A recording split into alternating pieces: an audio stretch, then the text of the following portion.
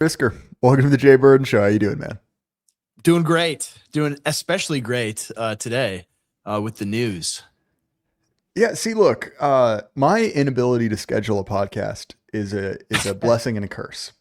That's The right. curse is that I don't get nearly as much done as I should. The blessing is that sometimes I delay, and then a story has a major development, and that's really Yeah. what I planned all along. Of course, it's not my own inability to schedule. So No, you knew. obviously, Yeah. Tim Walz has seemingly retired from politics uh, as a result of a massive welfare fraud scandal. I can guess that most people know what's going on, but if you could, Andrew, I guess one, explain your relation to this, why you're the person to bring on, and two, well, dude, what happened? Yeah. Well, I'm the mastermind behind all of the Somali welfare fraud. Andrew Isker, head of it was Al it was me. Shabaab. It was There's me just a all photo with along. you, one finger up and an AK. That's right. No. I was born and raised in Minnesota, and recently left there because it is America's Ukraine, and just I mean, like even like there was a like since the story kind of got big, it's a thing that I didn't even know, even though I kind of knew it, is like there are thousands of NGOs operating in Minnesota.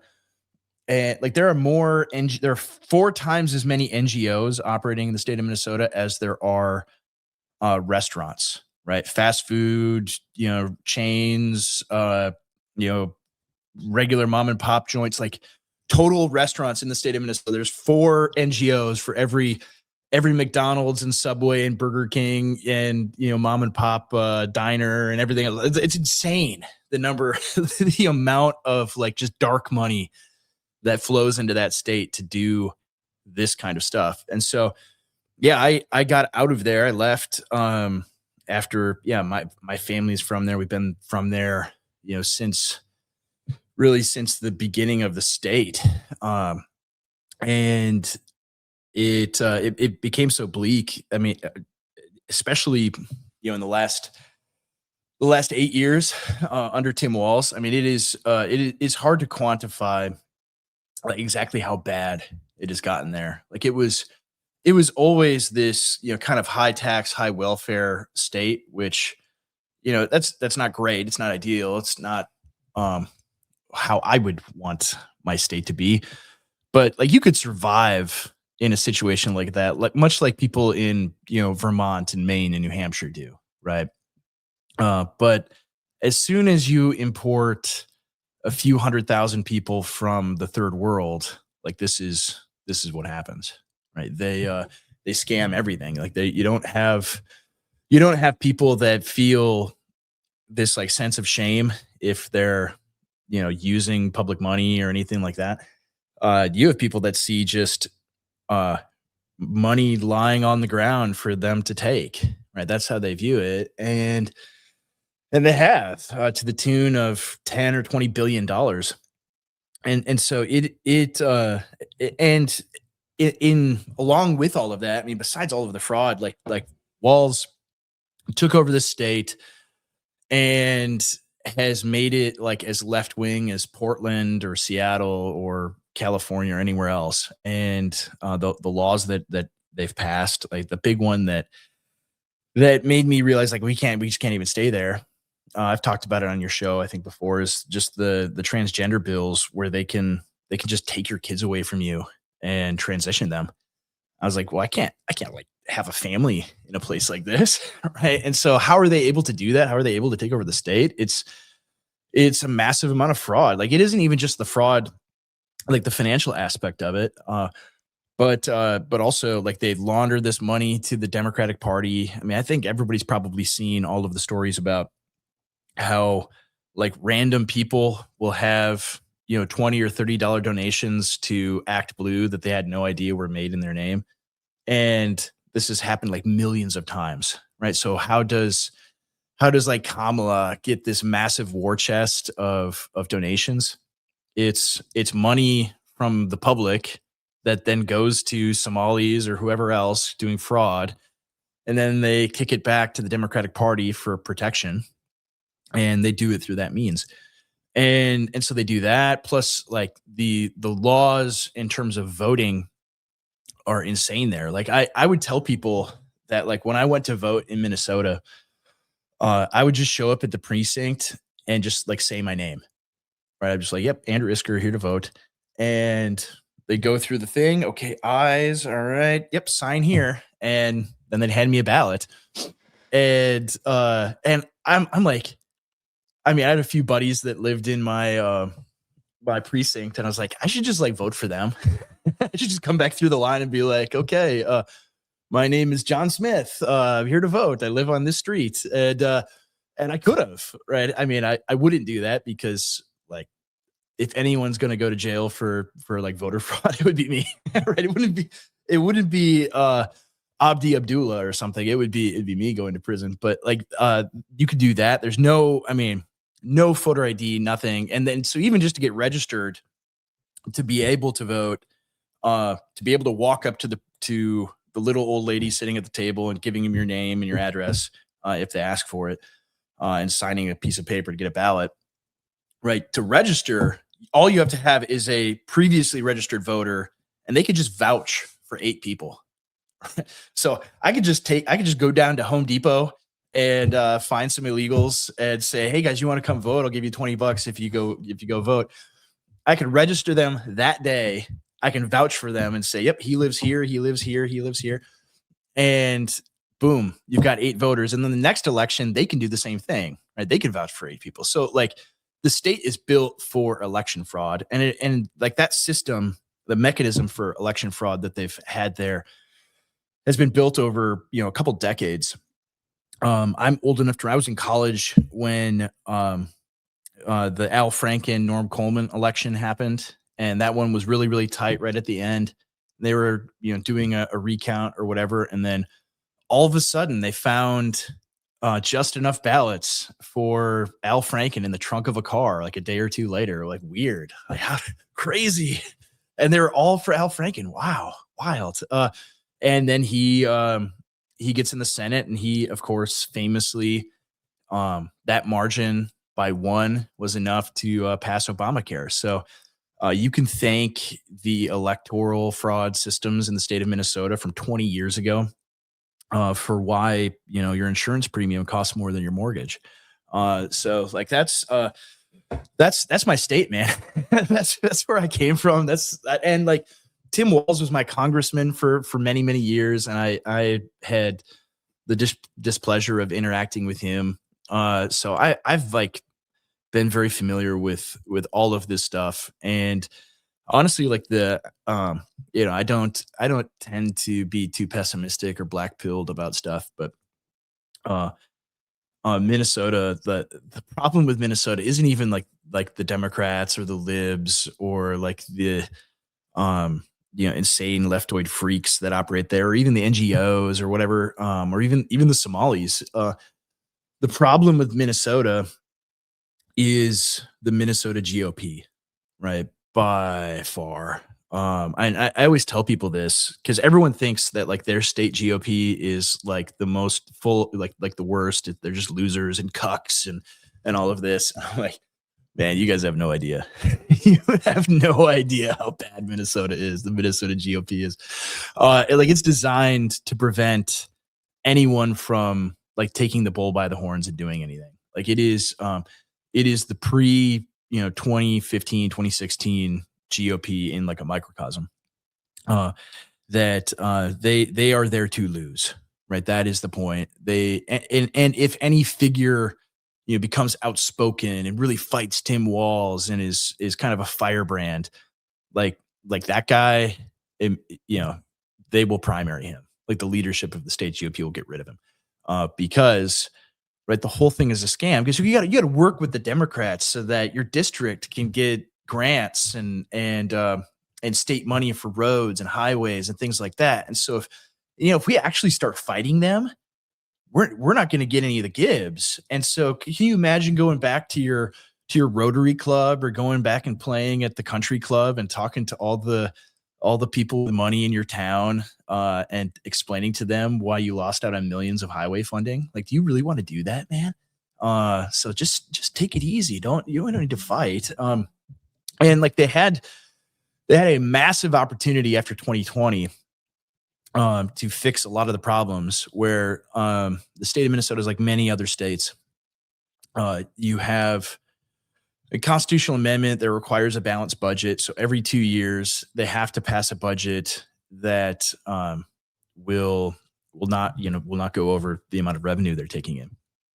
And so that provides a lot of leverage um, for a minority party if they control one of the houses in the legislature to basically say like we're not going to vote to pass a budget and the government's going to shut down and it's going to be a big huge disaster for you if you don't give us the concessions that we want. So they actually took advantage of this finally, like for the very first time this year, where they were able to get the extreme radical left Minnesota legislature to concede giving healthcare to illegals, right? Giving free healthcare to live.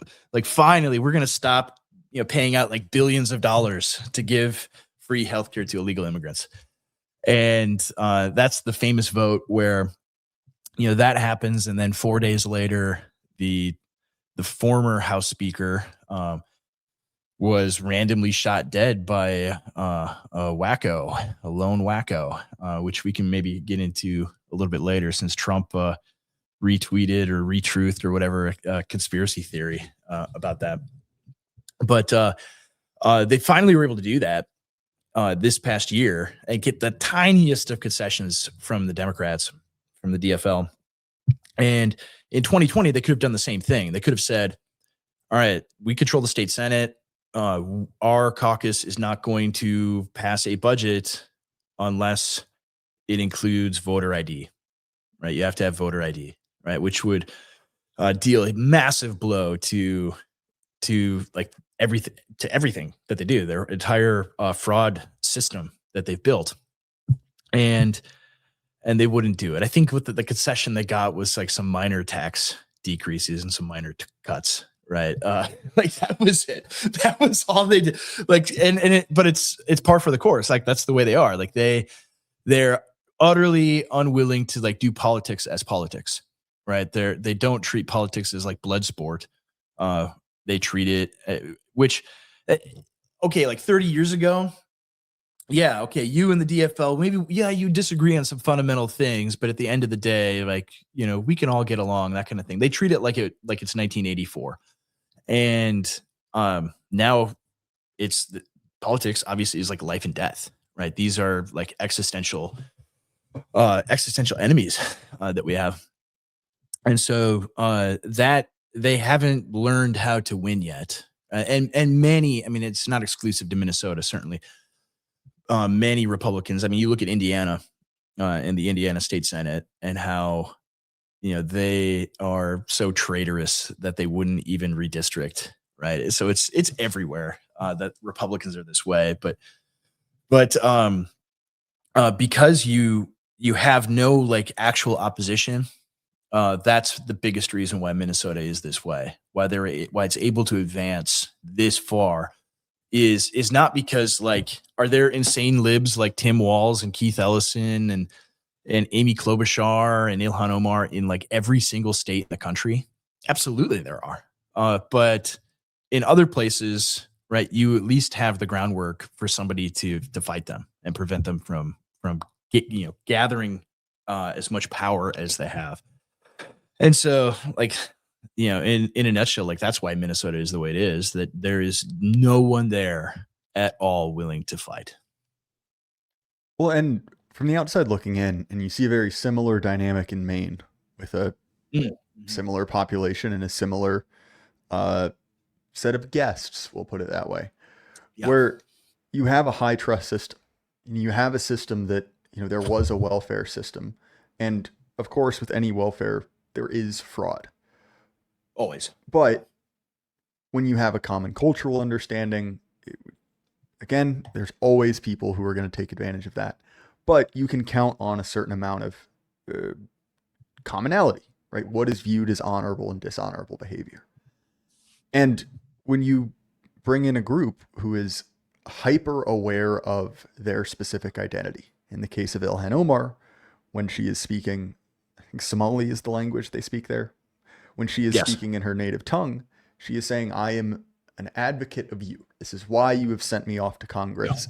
My primary issue is Ethiopians seizing territorial waters off the coast of Somalia, which Yeah. is, I mean, I guess to her people, that makes a lot of sense, but, somewhat bizarre as a representative of America.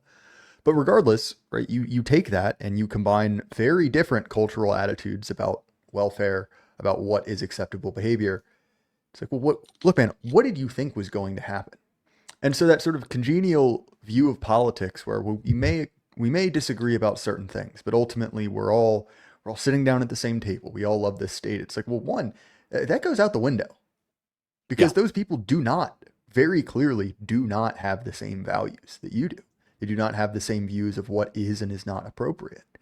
And I think what's interesting to me, and this was earlier last year, I guess, but a relevant part is Jacob Fry very closely, very nearly losing his race. Because you've seen this already in places like England, that the left brings in Mhm. a large immigrant population, sort of as a voter bank, right? As a institution of fraud, as basically as a client group. But the Yeah. problem is that client group reaches a critical mass, and then they Mhm. no longer need that. They can do their own, or at least they can go one step up. So, for instance, well, we don't need to be the clients of the mayor. We can be the mayor. That's right. And look, I don't live in Minnesota. That is sort of cold comfort to the what Minnesotan patriots there are. But I think that's an interesting dynamic as well. So, Andrew, I'm going to throw you. Uh, this is not something I believe. I know the answer you're going to give, but we'll throw it out anyway. Well, aren't these Somalis very conservative? If you ask them about homosexuality, if you ask them about any one of these social issues, they're to the right of the Westboro Baptist Church. Yeah. Why do Yeah. they why do they vote for communists, Andrew? Because surely these are natural conservatives, right? And if we could just tailor our Yeah. messaging, the GOP could swing these Yeah. hardcore religious voters. So obviously, it's sort of a tongue-in-cheek question, but I will throw it to you Yeah. nonetheless. Well, it's tongue in cheek, but like that has been a serious strategy. I mean, it's not serious, obviously, but like that has been a major undertaking that the Minnesota GOP has attempted over like the last decade is like that same logic where it's like, well, they're Muslims, so they're against gay marriage, and I think they're against abortion, and they like having families, so they really should vote for us. So we should do all sorts of outreach to the Somalis, and of course, it's like boomer universalist egalitarian post-war consensus brain where like they are constitutionally incapable of recognizing that okay, every single human being on the planet is actually not a carbon copy of you. That you as an American, and in particular as someone from the upper Midwest, are unique. That people all over the world are very, very different. Right? People from the Horn of Africa, they have a completely different way of life and a completely different view of both themselves and the rest of the world than you have. And like one of the reasons why they like don't think that is up until like maybe the last year or two, it was all but illegal to even begin considering whether that was true. Right? You had to believe that little Abdi Shamark Muhammad is just like you, thinks exactly the same way you do, would feel tremendous shame if he had to go on welfare and would never, ever, under any circumstances, take advantage of the system if he did. Right? Well, he's not like you. They're not like they don't think like you do. They think of themselves first and foremost as Somalis, and they have a tremendously high in group preference, like most of the rest of the world that's outside of the West. does, right? They don't think in terms of individual, they think in terms of group, of their group identity. And um and so it's obvious like why it happens, right? Because they just see these dopes who are handing out free money, and why wouldn't you take it? Why wouldn't you help all of the people, all of your friends and neighbors and relatives take advantage of the system as much as possible? So they're all in it together. Like that's the thing with these daycares is in order to like collect the money for all of this, you you have to have like dozens or hundreds of people that sign their kids in and sign up for the program, and then you give them a little kickback. Maybe you give them a couple $100 a month out of the thousands that they would get for each child, and that's how this works. And you also have to know that like um for us, like thinking of groups as different, and much less like thinking like this is better than that, is totally utterly verboten to modern, post-war Americans, right? Completely forbidden thought to ever have. And for them, the completely forbidden thing is doing anything that would harm your people, right? So they know not a single one of the people that are signing up that's participating in this scam is ever going to snitch on us, ever, right? That's why it works. That's why why you don't see um Americans doing this. For one, is like you assume like somebody is going to spill the beans, right? Like somebody's going to narc on you, and they know, they are utterly assured that that is never ever going to happen. um and so yeah, it's wild. Like I mean, I've thought I had a conversation today with a friend of mine just about how we moved to Tennessee. And I'm not from here, right? I'm not. It's a very different place than I'm used to. Right, their way of life is very different. Even the words that they use for things is different than the ones I do. The way, the just cultural attitudes, everything very different. And I was thinking, like, it might take me, the rest of my life living here to adapt to the way of life here, to really begin to fit in, to assimilate to their way of life. And I might never actually be one of them. And maybe even my children won't, and my children's children might not, right? They still might be like me, someone from the upper Midwest. And so you feel this sort of alienness, this that you're different, that you don't quite fit in. And and so it was and in this conversation, it's like so bizarre because uh everyone thinks that people from like Somalia, right, can just seamlessly assimilate into being Americans, when like you move from one region of the country to another, and you don't, and but born and raised multi-generation American, and you don't fit in different parts of the country. Yet there's this idea that people from the third world will just whoop, boom, they're American. They have a piece of paper, and now they are just like us. It's wild to even consider that, like the disparity. Like it's obviously not true, right? You can't expect them. I mean, one, they have no incentive to begin with, right? You look at the waves of European immigrants in the late 19th and early 20th century, and there was intense pressure just from a societal standpoint for them to stop speaking their native tongues and speak only English, for them to adopt the cultural habits and mannerisms and everything else of the people here. And one, like, their cultures were not so alien from our own that there wasn't that huge difference, right? But even that, right, it took multiple generations for those people to assimilate and to become Americans. And it's like, I don't think it is even possible, right? I don't think, I mean, I think they could be here 500 years and they still would be Somalis, right? They still would not be Americans.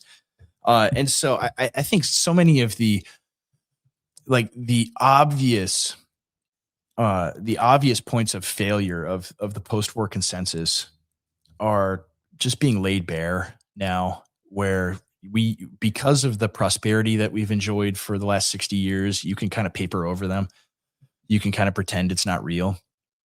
And now it's like, okay, all this stuff is real. And so you can see it, like, so like boomers are, as a generation, pretty well off, right? They have as a group, lots of investments, lots of property, lots of things that they enjoy. Their standard of living is very, very high.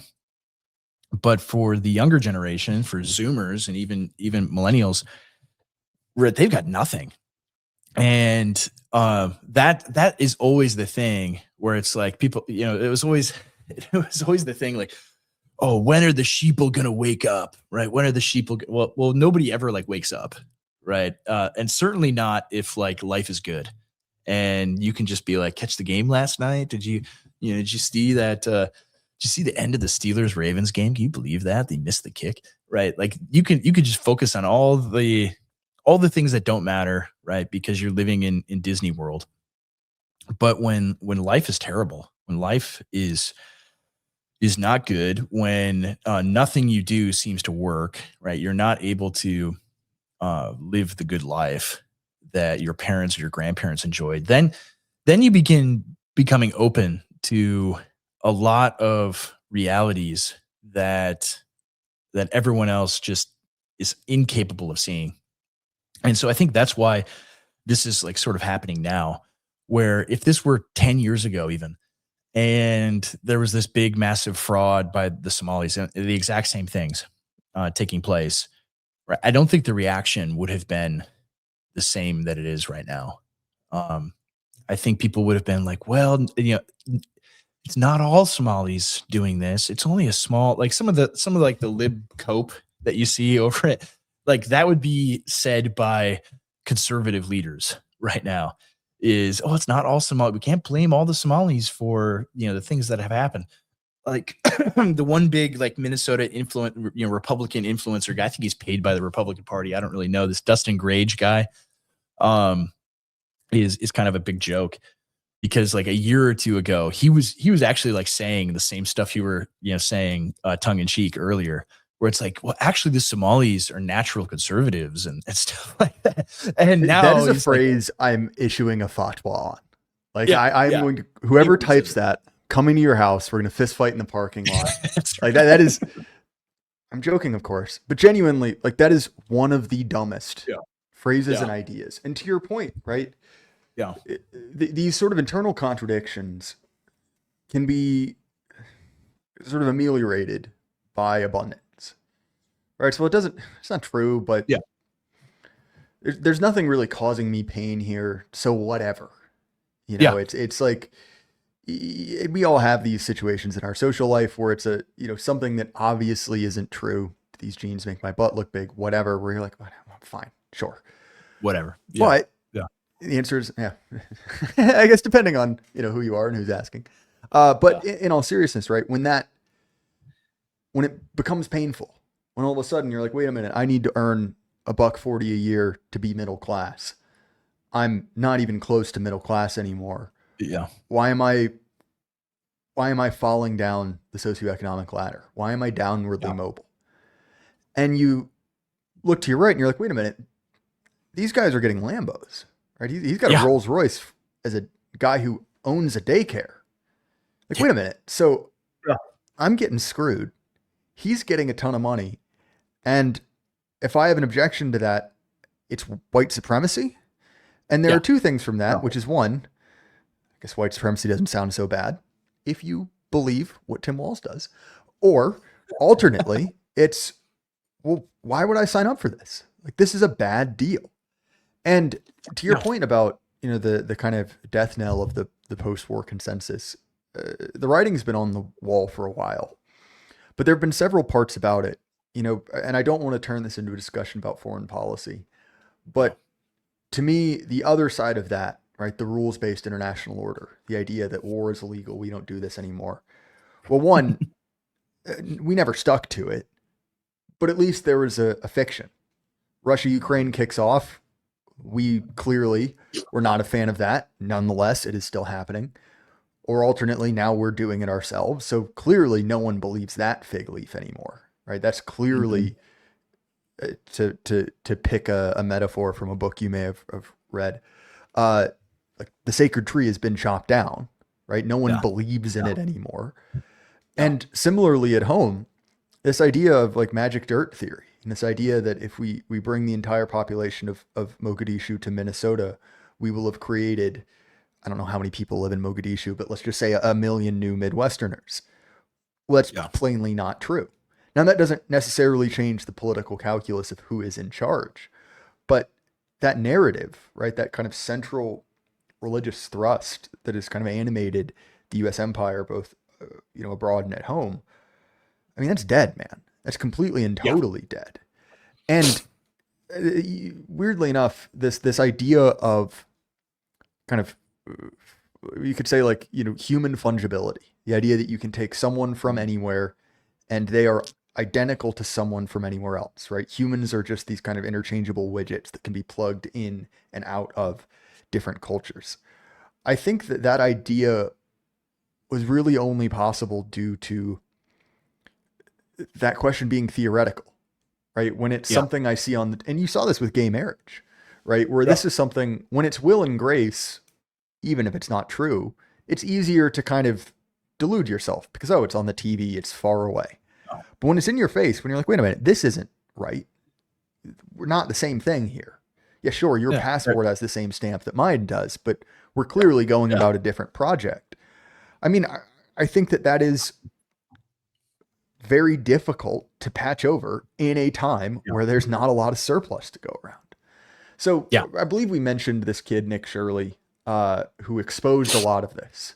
This Mhm. scandal was going on beforehand, but he went in and showed up at the location. Was like, wait a minute, this isn't a daycare.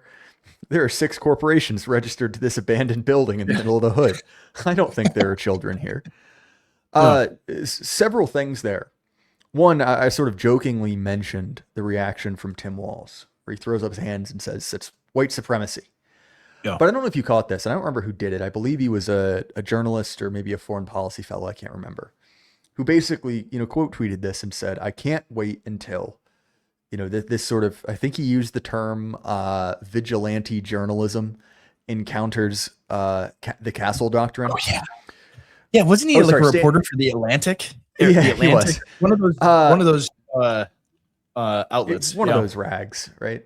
Several things there. One, I don't believe Minnesota has whichever law he was mentioning, but that's sort of It doesn't have indeterminate. stand your ground laws. It's like one of the few states that doesn't. You have a In duty to you Confederate have a duty to libtards. retreat in Minnesota. Please don't hurt me. But point is, just wishing for this man to be killed, saying Yeah. we should Yeah. and we saw as some of his footage, he was being physically threatened. And Yeah. I'm curious, what do you make of that? Oh, you pointed this out. We should, or someone should kill you. Is obviously not a rhetorical position expressed by many people, at least explicitly. Few people are dumb enough to put that in text, so to speak. Yeah. But Yeah. nonetheless, like that does seem to be the reaction here is basically like, oh, we're going to either assassinate your character by calling you a white supremacist or advocate for community policing. Yeah. Yeah. I mean, for one, like they haven't gotten any less violent after they killed Charlie Kirk. I mean, even like yesterday or last night, some apparent like MTF went to JD Vance's house in Ohio and tried to break in and kill him.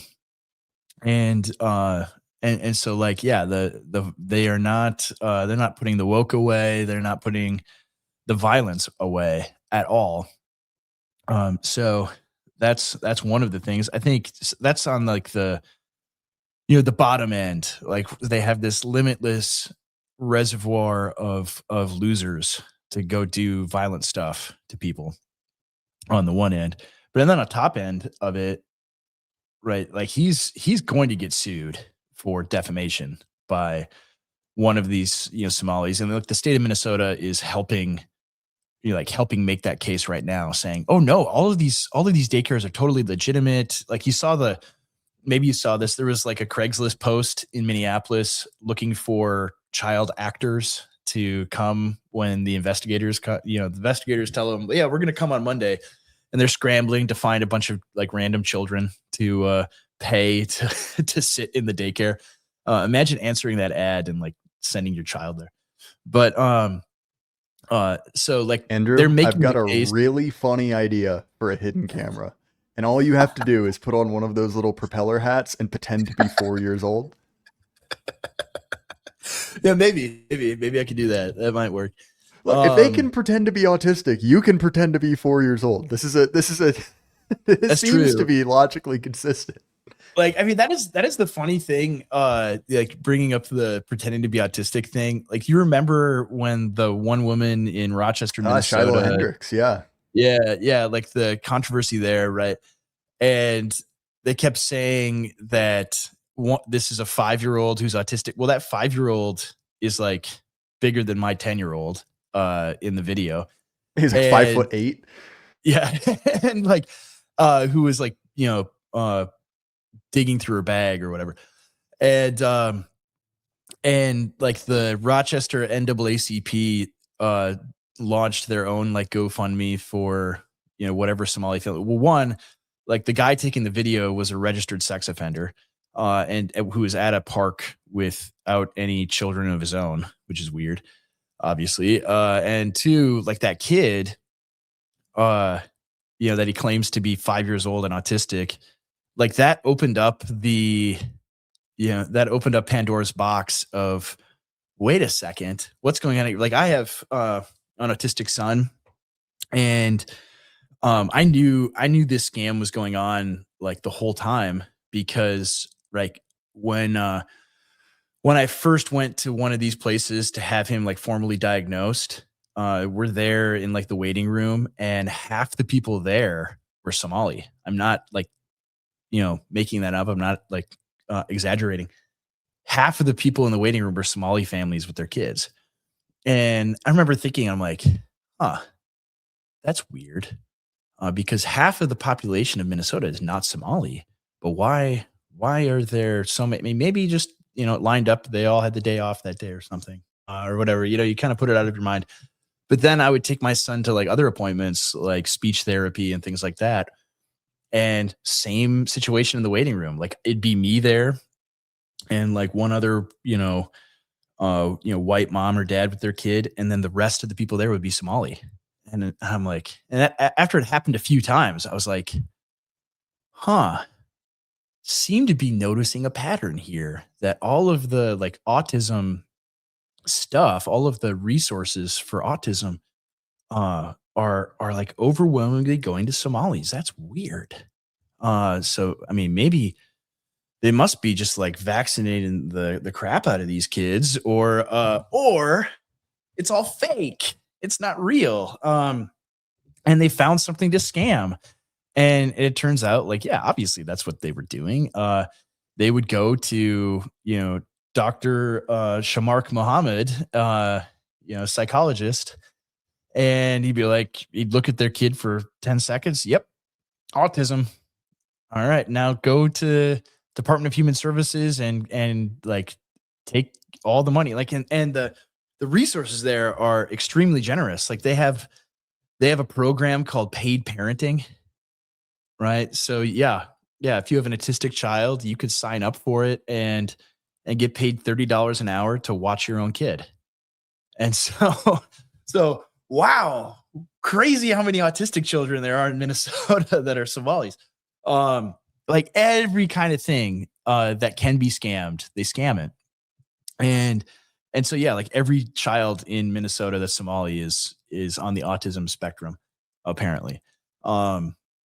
It's a thing that's gone on for so long, and it's so obvious, and like everybody knows it, and like all of these care providers or whatever, they don't care because the money's good to them, so they'll do all the therapy things and everything else. And it is all so obviously fraudulent, but yeah, I think like the thing that you're getting at is that, I mean, I've seen it from just like people back home, that in the past were, would be like mortified to be critical of the Somalis. Um, they they now are like, yeah, they all got to go. They all need to go. Every single last one of them needs to get out of here. And it's like, well, what has changed? And I think a lot of it is like it's regular people that are, working 40, 50, 60 hours a week to just keep their heads above water. And then they see these people driving around in Range Rovers and BMWs and scamming them. And they know that they're paying for it and that they're working their butt off just to provide for their families. And it's like, no, all of them need to go. I don't care what you call me. I don't care if Tim Walz says it's white supremacy or whatever. And even in that like weird press conference that he did, it's like, well, there's way more fraud than white people do, right? He like asserts this, and it's like, well, I mean, we could get into per capita if you want, but even setting that aside, like most of these programs, like the daycare program itself, white people are not eligible for it at all. It was for minorities and migrants, right? Specifically. So like if I wanted to set up one of these daycares, I would not have been able to get any of the free monies from the federal government, from the state government that they get, right? So like it's simply not true. And I remember thinking about that, just that specific issue, right? That or all of the SBA loans um, that go to the Patel cartel to buy up all the motels around the country, or to buy all the gas stations and convenience stores and liquor stores and things like that. And thinking like it's crazy that uh I have worked my entire life just to barely get by, that my parents did the same thing, that everybody I know that I grew up with have done the same thing. And people from the third world can just come here and get free stuff that we have to pay for. It becomes like extremely infuriating, right? Where it's like it's one thing if, right, economic times are rough for everybody and everybody's just trying to get by, that happens, right? That that's life. It's like totally another thing when these foreign people come here and they're scamming the system that you're paying for, right? You begin thinking like, whoa, it's like the entire system is set up for me to pay for them, to extract every bit of wealth from our country, from working and middle class white people to like 100 million third worlders in the country. And you begin having those thoughts, and it's like, wait, those are forbidden thoughts. You're not allowed to think that, right? You're not allowed to think any of those things. And you just kind of have to, you either break through it or not, right? You either stay in the mental prison, or you're like, yeah, actually, all of this stuff together, like the point that you bring up, it's like, why are Muslims and like transgenders and radical feminists and um all of these disparate groups that seem to have nothing in common, right? Why are they all on the same side? And it's like, well, what is the one thing that they have in common? It's that they're not white, they're not Christian, and they're not male. It's like they've identified an enemy, like white Christian American males, uh, and they're all joining together to fight that. Right? It's the Steve Saylor's Coalition of the Fringes. Right? They have one group, right? Americans who are predominantly Christian and particularly the men. Like that is the enemy. That is the enemy they want to expropriate, they want to destroy, and like that light bulb turns on, and it's impossible to turn it off after that. Where it's like, oh, I see what's going on, right? That otherwise it makes absolutely no sense. Like, why? Yeah, why would Muslims be on the side of gay people and transgenders and things like that if they're so devoutly religious? Um, it's like, well, their group interests align with that group, right? That's why. Um, all of politics actually is that way. It isn't just a collection of random individuals. And like these are forbidden things to say, like especially among Christians, among evangelical Christians in America who have imbibed this sort of individualistic egalitarian view for generations now. And like the one verse that they all know, they know it even more than "Judge not, lest you be judged," is Galatians 3:28, right? Is there is neither male nor female, Jew nor Greek, slave or free, right? All are one in Christ. And so they take that verse and they apply that to everything in life, right? That there are no distinctions between any groups. There's no distinctions between men and women, which is not what the apostle was saying at all, because then that becomes a proof text for transgenderism, right? And that's not what's being said. It's that there's no distinctions within the kingdom of God, but within the kingdoms of men, there always are, right? There are distinctions between men and women. There are distinctions between, right, this nation and that nation, this group and that group, and I mean, what is happening now is all of the emperor has not been wearing any clothes and he's been twerking out in the street for a long time, and everyone's pretending that nope, this is totally normal. He's fully clothed and operating with full decorum, and you simply can't avoid it any longer. You either see reality for it is, or you continue descending into madness, trying to cope your way into remaining in the good graces of the regime. Right. That ultimately is what's taking place. Yeah, I mean, there's a lot there. I mean, I think that to your point about both, the fact that the incentive structure is set up to create this exact situation. And so you have a group of people who, sure, may be conservative religiously. They may be conservative on Yeah. issues of sex and gender. But two things. One, it is very difficult to get a man to notice something that he is paid not to notice. And if you are getting Yeah. a Lamborghini out of this, that's a hell of a bribe. Yeah. Yeah. Also, there's a world of difference, as we've seen with Ilhan Omar, between being conservative of their culture and conservative of your culture. Mhm. Completely unrelated concepts. And again, right, we have to understand that this isn't just a direct bribe. This isn't just the billions of dollars given out to this. There's also the you don't have to live in Mogadishu anymore, which is a pretty Yeah. good bribe, right? Like Yeah. comparatively, a failed state to Minnesota, which is someone who loathes going north of the Mason-Dixon line. Not my favorite place in the world, but I would No, say it was wonderful. It used to be great. still better than Mogadishu. Way But better. Yeah. Yeah. alternately, again, right, you're completely right to point out that sort of antipathy, that they are pulling in the same direction because of who Yeah. they dislike, who they hate. And I Yeah. think that that's another big part of it. And I think that this is one of the many reasons that kind of normal good conservatives truly do lack a theory of mind for progressives and their client groups, Yeah. because that sort of antipathy is not mirror imaged. You see some of it, No. but it is fundamentally the MAGA movement is the most liberal movement in America currently on the board, right? They are the Mhm. ones who still deep Mhm. down actually believe the post-war consensus, actually Yeah. believe.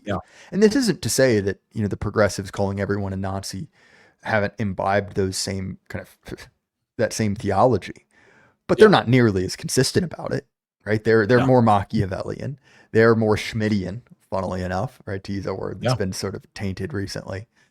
And I think that additionally, the left and the right have a very different conception of conflict, where the right, I think, views conflict as me versus you. And they view it very much in sort of a rational material way, where we're in conflict because you are preventing me from doing this or you want this and so I do. And they sort of Yeah. dismiss that sort of abject hatred. So not only is that one difference, but another one is that the left version of conflict in my mind is tripartite. You have abuser abused, which is the sort of analysis you can get from Dave Rubin, a conservative luminary. But there's a third role.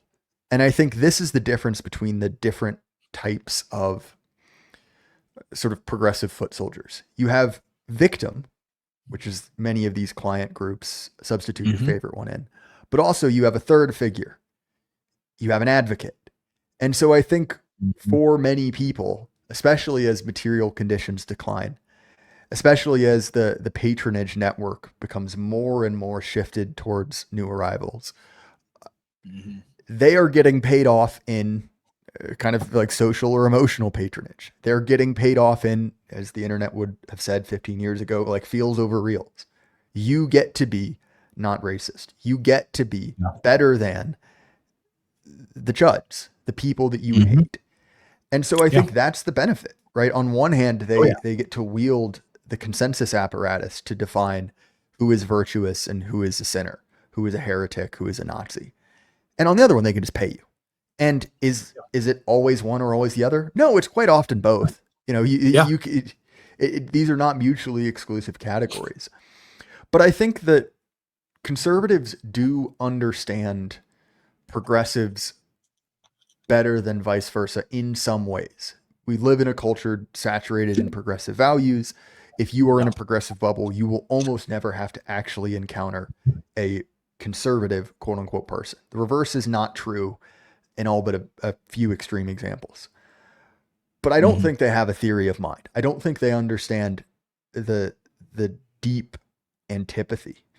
And I think another part of this, Andrew, Well, and I think Jay, sorry to interrupt you, but I think they do, like, the conservative has some semblance of a theory of mind of the lib, where at least in a surface level way, right? So like if you took, you bring a random chud and a libtard together, right? The chud will be able to, before the libtard ever says what he thinks about it, you play, a game like categories, except it's like political cultural stuff, and you name a category, all right? You name an issue. Like the chud will be able to explain exactly what the lib believes and why, like on every single issue, right? One after the you go through the news, right? You open up ancient technology newspaper and you go through each story. What do you think about that? I can tell you what you think, but the inverse is not true of the lib, right? They will not be able to. They'll in their minds, it's like a 2004 Bush era conservative. That's how they think. Like they're stuck in like the Daily Show, in terms of their theory of mind of the conservative. So they'll like throw out these arguments, and they're like 20 years out of date, right? They cannot begin to they'll be like, what, you say you're for family values, but Donald Trump is, sleeps with porn stars, right? How can you vote for him? Like they'll make that argument and think like that's a major own. And the chud will be like, who cares? I don't care. I like he's on my side. That's why I voted for him. Like they have so on like the surface level, for the conservative, there is some theory of mind, but on like the deeper level, like you're saying, the conservative, the chud, the right winger, generically is unless they're like on the online right, unless they're like a person watching this show, they won't be able to explain exactly why does the lib think that. You can explain what they think, but you can't explain why they think that, right? And it's like, yeah, deep down they hate you. That's what it is. Like they hate you. It isn't just like they have some dumb ideological view that you think is idiotic. It's that they hate you and they want you dead, right? At the very core. And although some of that is beginning to change, I think, right? With Charlie Kirk being murdered and seeing the reaction to it, I think a lot of people were finally who would deny, like, and I can tell you that, like, personal examples of friends who kind of, fit this bill, that if I told, like, 2 years ago, if I said, hey, like, most libs, they hate you and want you dead. Like, they would look at me like I'm insane, right? No, no, they believe stupid things, man. You can't say that about them. No way. But after Charlie was murdered and you see them celebrate it, I got messages and calls from friends who were like, dude, I think they all hate us and want us dead. And I'm like, yeah, man, you called me insane for saying that a year ago, and First time. now you Yeah. agree with me, you know.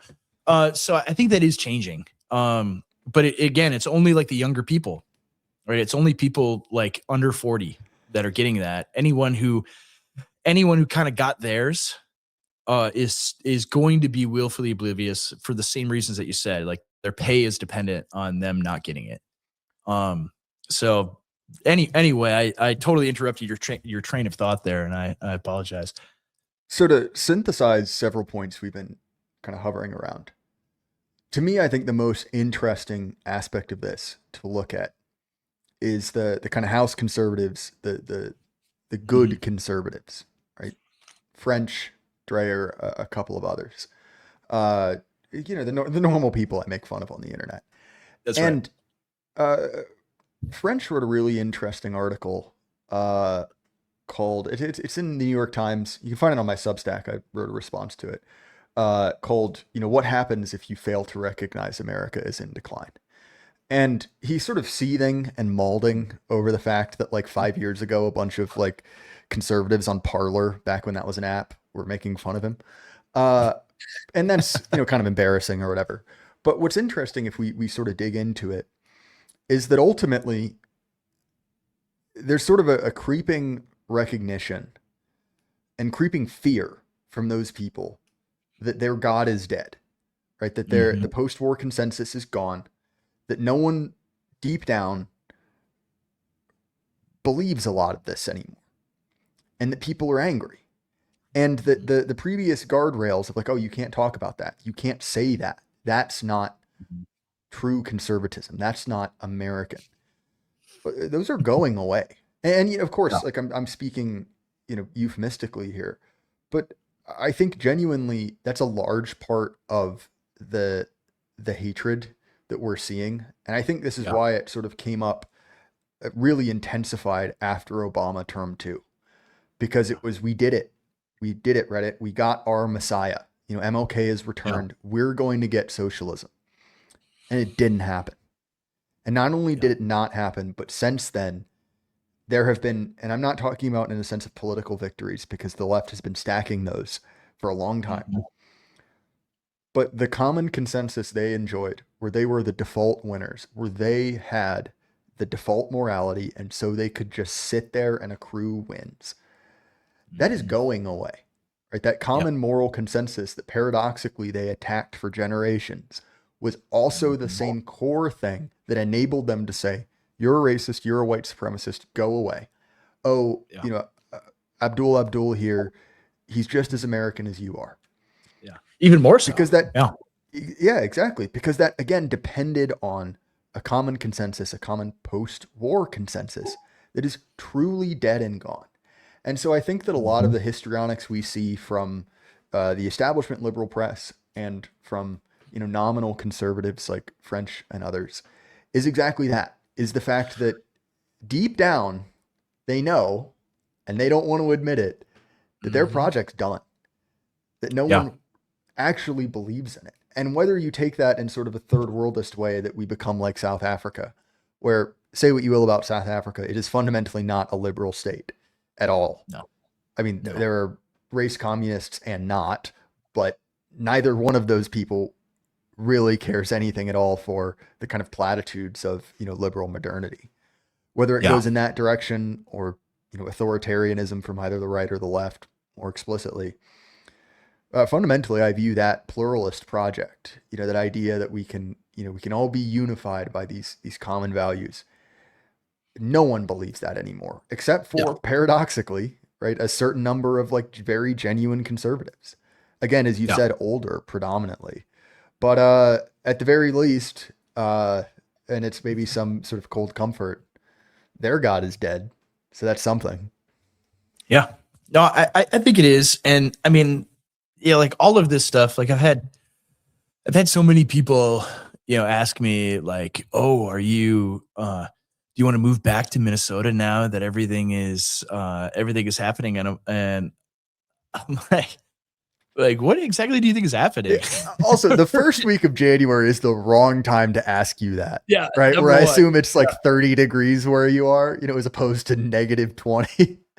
No, it's like 62 degrees right now Okay, as I fair. sit My here. point And stands. yeah, yeah. And so and there it's probably 10 below. So there's like a 70-degree difference. But I mean, I mean, yeah, the weather is nicer here, especially this time of year. But um it's like it almost forces me to kind of black pill because it's like what do you think is gonna happen? Like even like do you think like Delta Force is going to swoop in and haul Tim Walz away. I mean, that would be awesome if that happened, obviously, but that's not going to happen, man. Like it's easier for Donald Trump to deal with Nicolas Maduro than it is for him to deal with Tim Walz, right? That's like foreign policy is easy. There's hardly any encumbrances to executive power there, but domestically there is like nothing that can be. You have the same DOJ that's like trying that up until a year ago was trying to throw him in prison for the rest of his life that he's now nominally in charge of. Like, do you really think that he's going to be able to swoop in? The FBI is going to come take Tim Walz away in handcuffs in the middle of the night? Like, no, that's not going to happen. This is a long like if America is going to be saved, if that is even possible, and I think it is. But that is a long-term project, right? I mean, they accrued power over 80 years, and they pulled out every stop to gain as much as they could, right, from top to bottom, right? Every little shred or an ounce of power that they can take. I mean, down to like how many studs have to be in your bedroom, right? Like every little thing, it's them gaining all of that power. Um, and they're not going to give it up without a fight, right? They're not going to give it up after one presidential election. And and so you have to have this really long view that like if America is going to be fixed, if Minnesota is going to be fixed, that is going to take the rest of our lives and beyond that. So I'm never going to like black pill about this and just be totally nihilistic and just like all hope is lost. It's over. There's nothing we can do. Donald Trump hasn't become the authoritarian dictator that I thought he would. And so, the fever dreams of the libs about Trump turns out they're not true. Therefore, I'm just going to completely give up and check out, and it's done. Like that I think is like the constant temptation of a lot of people, especially online, is right. They build up this idea in their head of like the actual power that the president can wield, and then he doesn't do what they thought in their heads, and so he obviously is controlled by Netanyahu or something.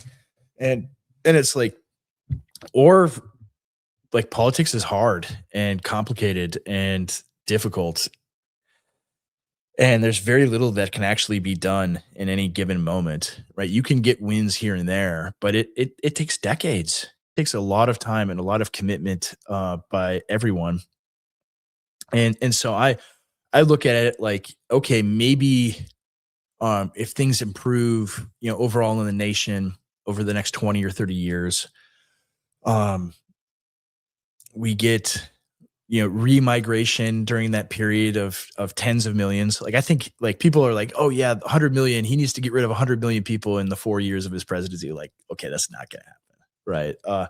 But even if he gets rid of like 5 to 10, right? One, everyone will be like, that's not enough. I can't believe, it's a failure. This is the worst. And it's like, well, that's 10 million more plus 10 million on the other side that would have come in if you hadn't have been president, right? And so like you can take these marginal wins over time and continue building.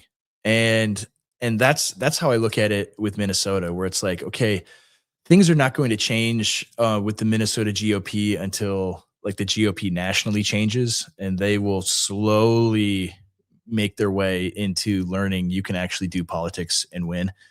But that could take 20 years, right? And so I look at it where I just have very, very, very, very tempered expectations. But not in like this hopeless sense, right? Like the expectations are really low, but within those low expectations, you can advance and win, and then move on to the next thing and have low expectations there. And so that's more or less how I look at it. It's not simply enough because like realistically, what's going to happen in Minnesota? There will be, probably a few hundred Somalis that will go to prison. Whatever ones they can, denaturalize and deport, they will do that. So maybe overall like 10,000 Somalis will go back, and there won't be any significant DFL figures that will be charged and arrested because like I think a lot of people think like Tim Walz has like all of these text messages on his phone from all of these Somalis and like implicating him in the scheme. And it's like, well, no, like he is really stupid, but he's not that stupid, right? Like all the things that happen, there are half a dozen intermediaries between the Quality Leering Center and Tim Walz, right? So if like even the dumbest of politicians are not going to be implicated, in something like this so easily. But nevertheless, right, like you do end up taking these pieces off the board. They aren't able to do this stuff anymore. You start prosecuting the election laws that are in violation, that are in like obvious violation of federal law. I mean, stuff that Trump's DOJ should have been doing in his first term. You're finally actually doing now. And it's like, because, and you can do it because like you have the political capital and the attention that has been brought to the issue, right? If he had tried to do it in say like 2018 or something, it probably wouldn't have gone anywhere, right? People think that like these things happen independent of like public opinion, but they don't. Like the public has to, like when there's intense pressure on judges and like the spotlight is on them, they can't do what they normally would do, which is just like throw cases out and not deal with it. Like that's normally that's what, I mean, you look at 2020, that's what happened. Like he's not able to sue, don't give him standing on any of these election laws before the election. And it's like, if the president of the United States can't have standing, like it's over. Nothing's going to happen.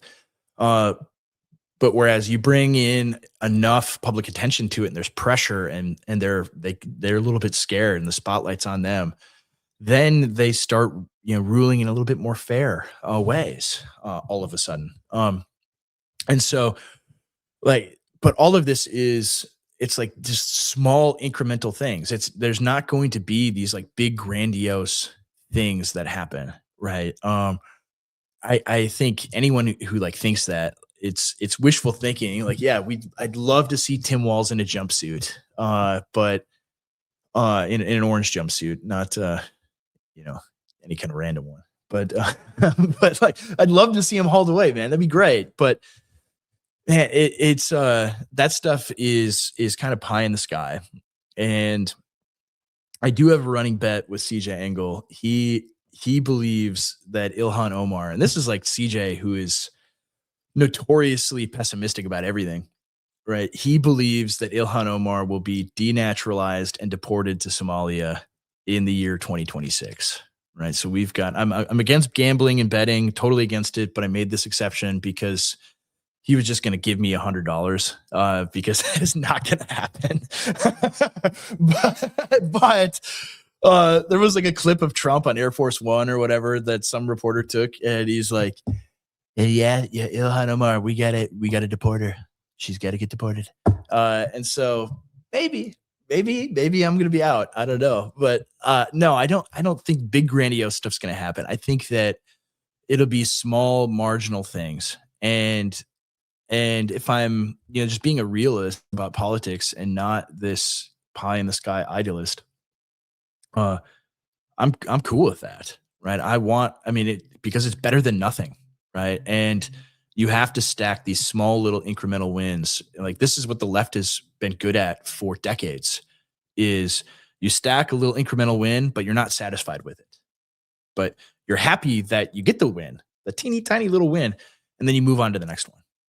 Right? That has to be the attitude of the right, right? If we're actually going to begin fighting and taking things back, it has to be yes, we expend tons of energy and capital and resources and attention on a tiny little incremental win, and then we move on to the next one, right? Like we're not satisfied except for total victory.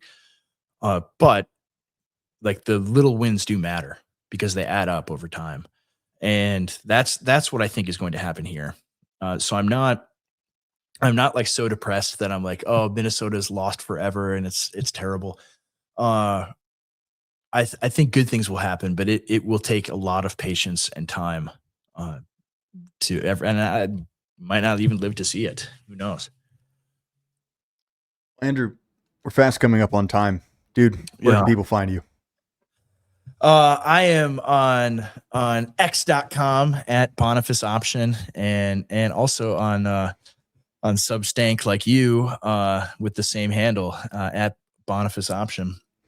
So they can find me there. And yeah, I guess and of course on YouTube and all the other places with CJ doing Contramundum and talking about political stuff, but also political theology and theology proper. Uh, that is that we record every Wednesday and Friday usually. That's our schedule. So that's what we do. Yeah, well, be sure to check that out. Y'all's show is great. I don't catch it as much as I'd like to, but every time I do, it's always the same thought, which is, why have I missed the last two episodes? This is great. So be sure to check that out. I'll make sure it's in the description. As far as my stuff, Jay Burden Show, Apple, Spotify, YouTube. Look, this is what I do now. This show is supported by viewers like you, one way or another. Either you watch ads or you can pay me. And it's like $5 a month, 20 some cents an episode, which is not half bad for the episodes early and ad free. You do that on Patreon, Substack, or Gumroad. So check those out if you're interested, or our sponsor, Axios Remote Fitness Coaching. Andrew, thanks so much, man. It's great having you. Thanks for having me. Everyone home, keep your head up. The light can't last forever. Good night.